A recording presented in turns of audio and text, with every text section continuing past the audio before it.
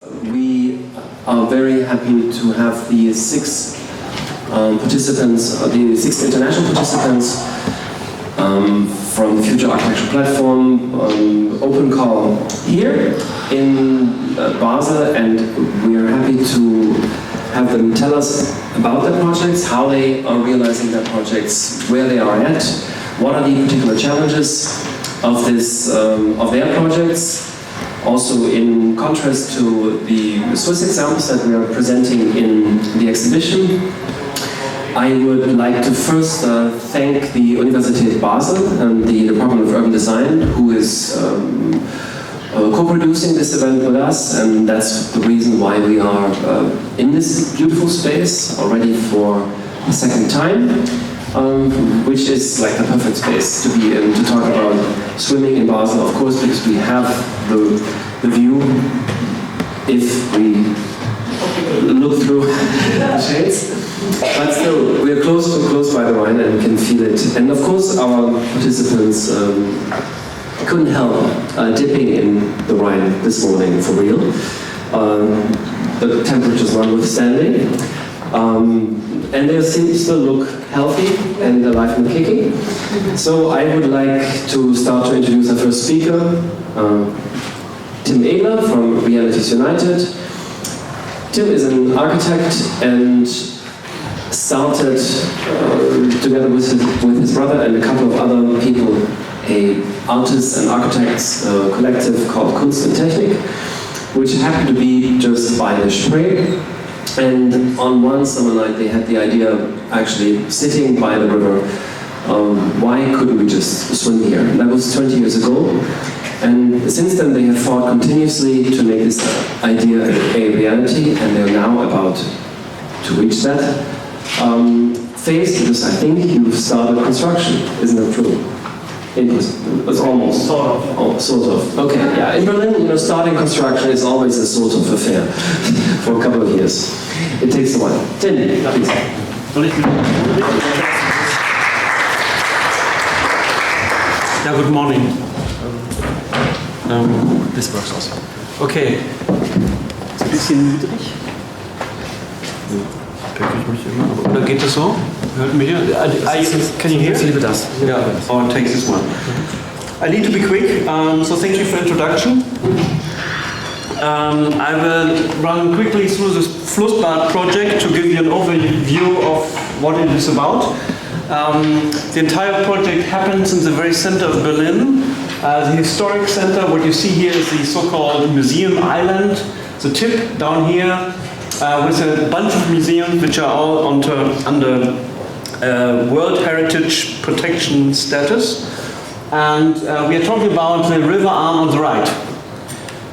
From the top is like that shape of the island, and the one which became a little bit bluish now is a canal. We're talking about, the story behind is that this canal has been created in about 1630s to allow ships to go through Berlin, because in former times there used to be mills blocking the main arm, and so they had the entire traffic of ships going through that canal until 100 years ago, when they relocated it to the bigger river arm, and since then it's an unemployed river arm.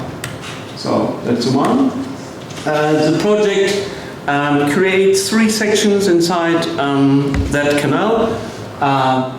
From the top, because that's the direction of the current, as there's an area which is about the ecological improvement, the structural quality of the river body. The middle part is what we say, it's water filtering, and the last part is for public use, which means swimming. And which is aligned to the naming. So we talk about the natural section, the filter section, the swimming section. That's the view from the other side. And to just give you an impression about the inner city situation, that's the heritage map of Berlin. So red means don't touch it. And which makes it worse is that not only it's heritage protected, but it's really under the status of World Heritage Site. which means it has a buffer area. So there's the museums, plus there's a buffer zone around. That is one of the stories why swimming here does not mean converting the river into a swimming pool, but because in Germany the word Flussbad says river bath, which evokes the understanding that we are actually converting the river, but we don't. The idea is more or less that. That's the canal as it is today, and that we just want to create the necessities to have people swim there, the ability to go down to the water, the ability to not be fined for going down to the water, and also the water quality. I run quickly through the visual things that will allow river access. So we start with the stair or an access point at the very tip of the island. That's roughly how it could be created. So which means it's just a floating device next to the quay wall, on which you would have a very dire set of facilities, which like a locker space and showers, cold showers, of course. And so you can lock your stuff, you can change your dress, and then you can go swimming and can go back out. But there's no like eating and drinking and leisure time spending. So it's the same view the other direction, roughly, how we imagine it. That's actually also the site when you come to Berlin on June 16th, that's where we're going to have the next Flussbad Pokal, which is the river race. We start here and you go that direction. 750 meters, you turn around, and if you are quick enough. In the longer run, for this location, we also dream of having stairs instead of a swimming thing, because we believe that the heritage people might adapt to the understanding that we are actually making it better. Public space to be created around the museum island, we think it's a good idea. Especially on the right side, you see these stairs, which could be located next to the museum, a good place to hang out and look at the museum. And also we think that we should ban traffic over here. Currently, the understanding of the museum management is to have all the buses running on that side and to queue up. We think it's not a good idea. I go on, there's a middle stair. That one, that's actually one we got funding for, so that marks the point where we are moving now from having a concept idea to something that is going to construction. Funding means there is state money and federal money going to the construction of that particular stair, which is a bit weird because it's not the most necessary stair for our project. But we don't hesitate to take that route if it gets us into doing. And the last one is the most important one.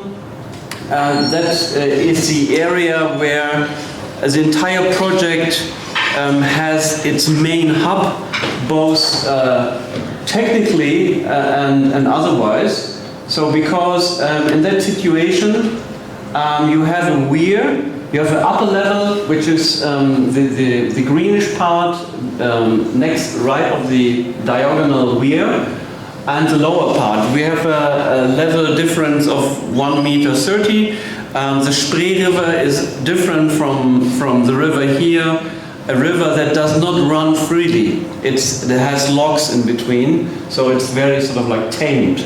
We don't have much current also. It's a main proportion I will explain, because the understanding is that we allow people to access the river here, just below the weir, which is forbidden usually, and also the weir marks a point where we go from the swimming area to the filter area, you see above. That's where we will have the filtering of the water coming in our direction, and also we have some green space here we want to activate, which is currently private, belonging to a private university, as a recreation space next to the river entrance. But the entire setup is similar to the one downstream. You have just these locker rooms. It's very narrow, and just the pure necessities allowing people to go into the water. That's the other direction, facing northward. And here you see also that's the first part of the filter. The next slide will be inside the filter. So in the upper part, looking backward, that's how the filter might look. It's a generic reed bed filter, artificial wetland, a very well-established way of filtering water. The difference here, however, is that usually filtering systems depend on a very steady quality of water. Here in Berlin, as I will show, that is not the case, and that means that we do some research on that. The filtering is done in this conventional way, so you have the incoming water going on top of the filter, then you have about 1 meter of sand, and the water will go vertically down through the sand and will be collected by a drainage layer. The entire energy comes from the weir step I've shown before, so we are lucky that we have this power here to drive the filter. Currently the research we are doing points at the possibility that we will reverse the system, having the water go up instead of down, but it's very similar. And also, just as a thing which I won't explain, the entire filter also rests on a high flood underpass, because the canal will be still used to manage floods going through Berlin. Why do we need to filter the water? That's a map of Berlin. The Spree River comes on the lower right side, going that direction, and the quality goes down. As you know, it's good. It's mostly good, and in our area, which is inside the circle, it's mostly good. But then it becomes really bad. So there's really nothing in between. And the situation, of course, is because the Berliners copied the London and Paris sewage system in the 19th century, which means it has this mixed sewage system, which collects both stormwater and wastewater in one pipe, and these systems always overflow. That's a dark yellow area marks the part of the city where we have the old system, and we have these stormwater runoffs, these blue canals in our section, which delivers not only waste to the water above our section, but also inside, as you can see. Even if we do filter the water, there are still pipes coming in that would spoil it. This is a cause that we are currently thinking to make one very ugly measure, to have a so-called bypass pipe, which will collect these overflows which are happening inside the swimming area.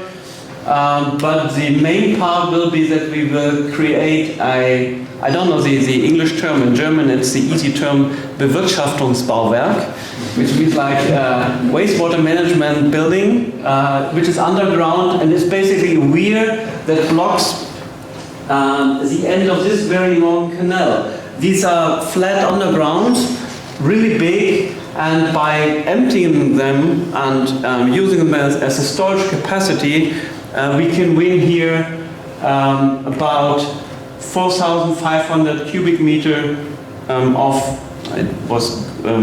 storage, which will in the end reduce the amount of water wanting to overflow into our area by about 90% approximately. There's a last part of the project I won't mention so much because it's also the most unsecure, I would say. This idea to change the river characteristics above the filter system for a number of reasons. It's a GDR, a socialist modernism layout of the city, and our idea is that we create a better natural habitat quality of the canal, which is a very limited thing. As you can see here, minor things to have flat water, shallow water areas which are good for various biological lives, but it's limited what we can do here because, as I mentioned, we still need to maintain the canal section in case of floods. So it's probably the part of the project which is mostly unclear what is going to be happening really. I'm talking shortly about the motivation and maybe the understanding of the project. If it was a river swimming project, it would be one that we need water cleaning in Berlin, obviously. We would need water access and also we need permission. Currently you can be fined up to 10,000 euros for going into the water. But the project, we believe, is a bit more. So it's not only water cleaning, but it's actually part of a major scheme of water protection to reduce the overflow happening in the city anyhow, which marks the project as being part of like a bigger nature environment aspect. Also water access here, we believe, is not about the sports people wanting into the water, but it's mostly the big transition of making that water public space. In Berlin, similar to other countries, the water belongs to the federal state. It's not even the property of Berlin, which means there's currently no communication about that Berliners want that water. It's managed under the impression that it should be like an autobahn, right? So it's the only use for the water is traffic, which is totally bullshit for Berlin because there's no traffic happening anymore except for tourism, which are therefore sensory use of the river. So which means like we have this entire, I think, aspect of, you know, how are we creating a livable city and what is the role of water inside the city. The last aspect is permission, which from our understanding also maps into a different understanding, which is more to create a space which allows encounter and exchange and is for enrichment, which is not financially, but it's more to create a spot inside an historic city, which is very much in Berlin geared towards this World Heritage aspect, tourism. And so there's a threat that the center of Berlin becomes very much like we see at other sites throughout Europe, where we have this center, touristic, pure, isolated piece of the city, and so we understand this project as an attempt to broaden the understanding again what the city center and a historic city center is about.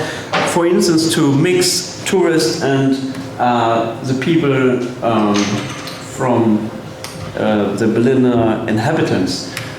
I'm just running, I don't know how much time we have. I can give you just a short understanding what's happening right now. So that's a map showing that the Flussbad has become one of the official projects which are participatory about the Berlin Center to be handled. We are included now in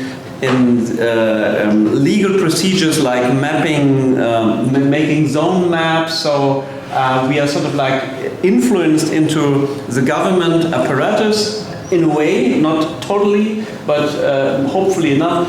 Then we are doing several attempts to activate the canal even before it's transformed.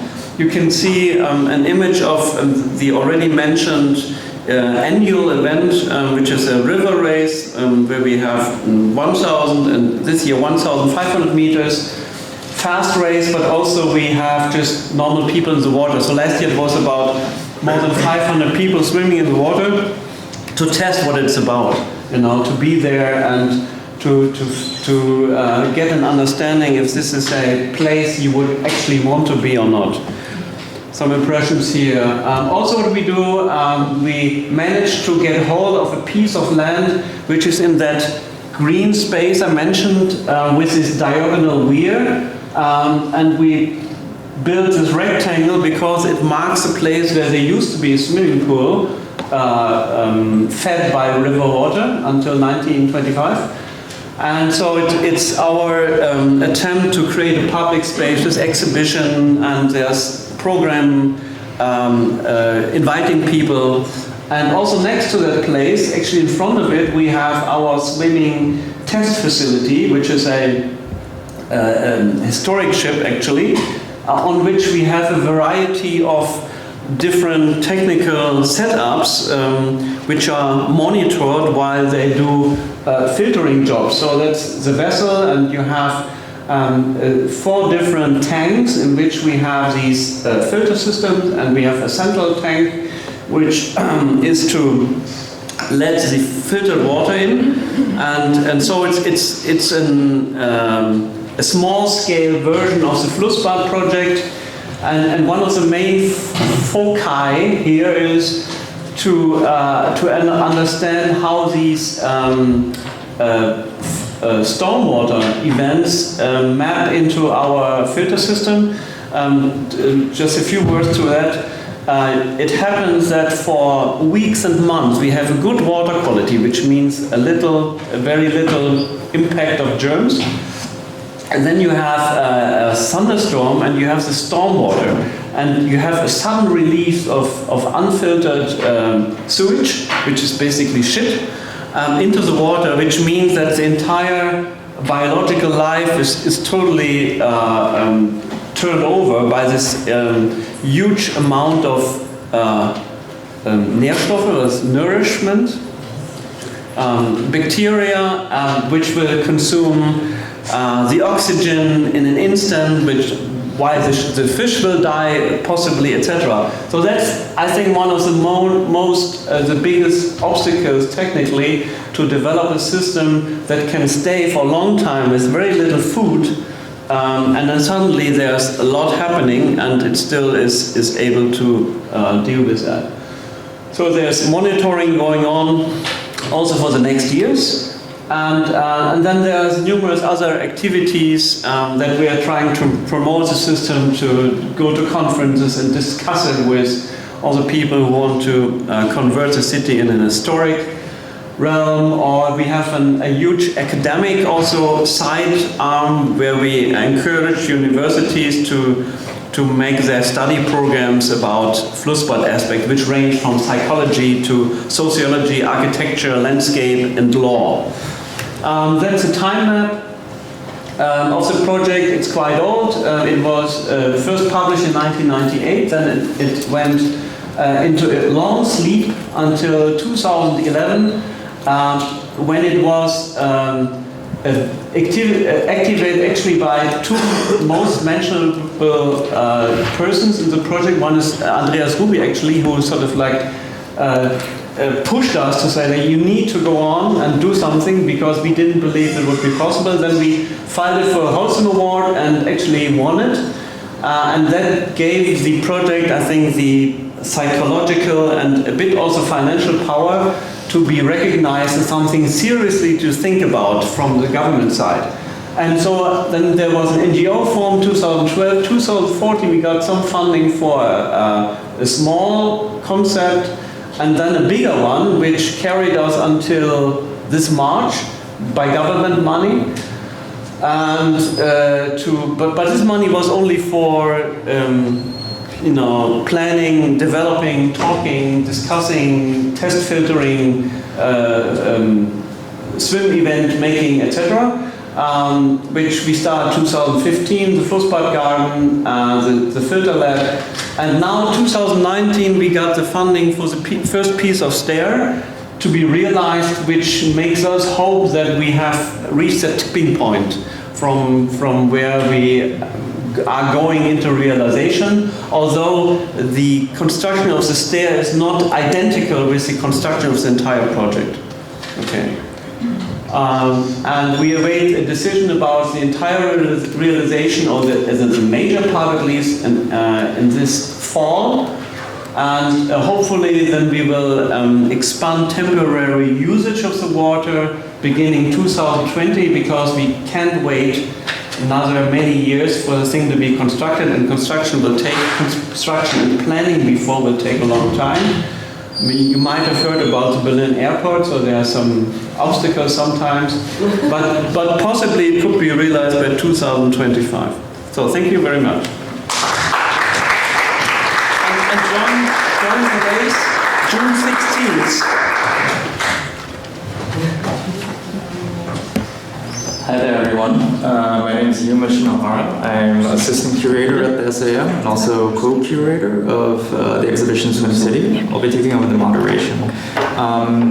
The idea, well, just to give you maybe a kind of a short overview of the event today. The idea is that we have 6 presenters, and each presenter will be giving a presentation of approximately 20 minutes. Following the presentation, there'll be around 10 minutes for direct questions regarding the project.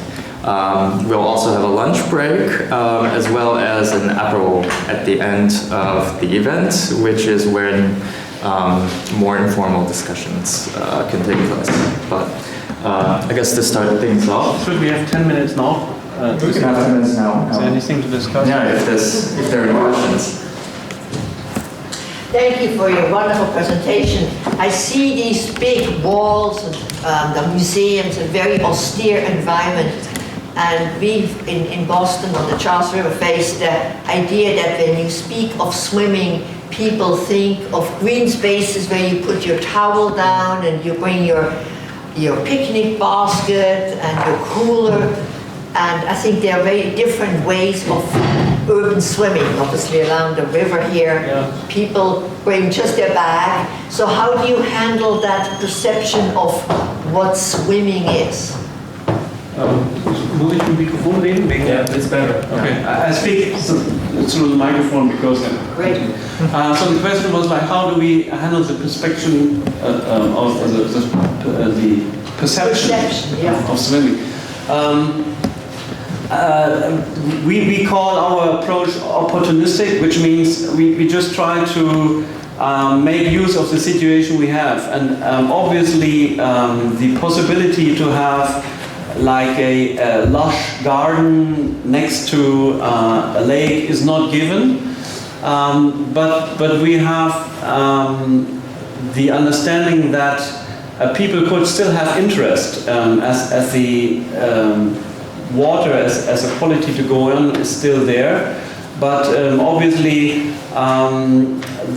there's only very limited space to be outside, and I think it will be a big experiment, and not only positive but also critically. I think I hinted that we also have big opponents of the project, namely the heritage authorities, and their understanding is that anything that happens in the river or the canal is potentially dangerous for the dignity of the museum island, which means the amount of people and the bodily shape of the people and the toxication level of the people, etc., etc., etc. So what we intend is to have as much experimentation as possible to find out, is there actually an interest to have a rather pure swimming thing, which is also in a way happening here, that I mean, being in the river is really a very strong thing, much different from swimming in the lake, I believe,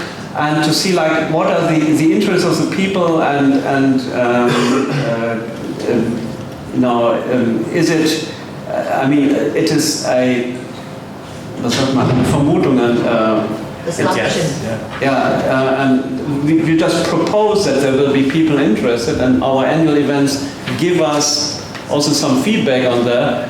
So I'm optimistic that this will happen, and also in the long run, we always believe this project is only the nucleus of an emancipation towards the river, and I imagine that in a few years people will swim everywhere in Berlin, and they have to adapt to the situation the river gives. You know, you cannot always say, I need first like a full-size swimming pool with entertainment center before I go to the water. Thank you. In how many years do you anticipate people swimming all over Berlin? Yeah, if we are quick, the main construction having this filter system in place that would be hardly possible before 2025. Reason is not only that we have a severe planning process called Planfeststellungsverfahren, it's a bigger planning process usually done for major change in landscape, which has to be applied here for legal reasons, and that alone takes about 2 years, and then we also have to wait for a number of other construction works to stop before we can start. Yeah, question? Hi, I'm Henning from Urban Agency in Copenhagen, and I've been basically in charge of most of these harbor baths that you maybe know from Copenhagen. And I was wondering, how long is the impact of if you have a stormwater event? Yeah.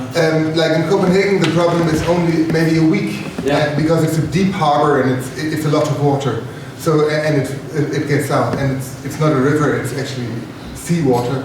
So we were dealing with like an SMS alarm system that you can basically sign up, and when there is a storm, you have like a checking system, and then when there is shit in the water, you get an SMS or you get a red siren turning, and then for 1 week you shut it down, and then you just continue. Like at the end, it was not a big problem, and we could manage it without that. But is the impact in the Spree or in the Spree Canal much longer in terms of does it close it down for a month? Or how is that? That's a very interesting point.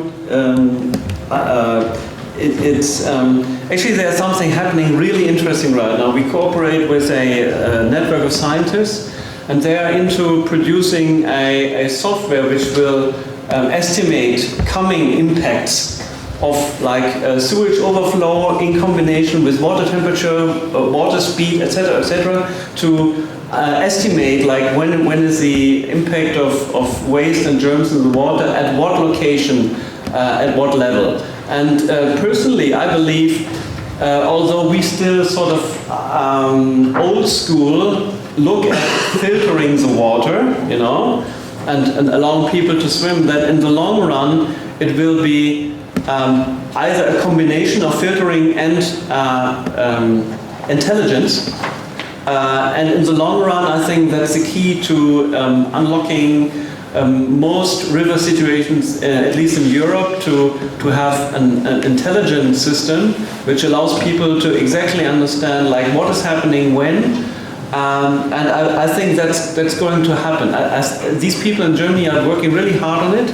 And the next step actually is to bring that also on a legal base. Currently, the legal base on which bathing is allowed in Germany is not at all includes the understanding that a place could be either good or bad. It's like legally, you make long-term statistics. If it's good, it's going to be like a bathing spot. If you don't reach the 95% percentile, it's not a bathing spot. But the understanding, it's now a bathing spot, but on Monday, 3 o'clock, it stops. They can't handle it. But I personally find it's one of the most thrilling aspects to go beyond these experimental sites also. Yeah, because it seems like 95% of the cost is about the water cleaning. It's a really interesting prospect, but this is quite early, and for now we cooperate with these people to mix maybe both systems, because there might still be peaks in wastewater in which, for instance, it might be more wise to stop our filter and to have the pool water become old. Currently we have an exchange rate of once a day, roughly, for the canal. Then to get new water through the filter, which has but still a high amount of germs. I mean, this filter system, as I understand, it takes always a proportion out of the given situation. So if you have 10,000 level of germs before, then the filter takes out maybe factor 10, so you still have 100. So you have to think if 50,000 arrive, should I actually activate my filter or do I just stop it? But I think that's our approach right now, to mix both things for this thing. But personally, in the long run, I hopefully we will get around using these sort of like expensive hardwired river swimming sites.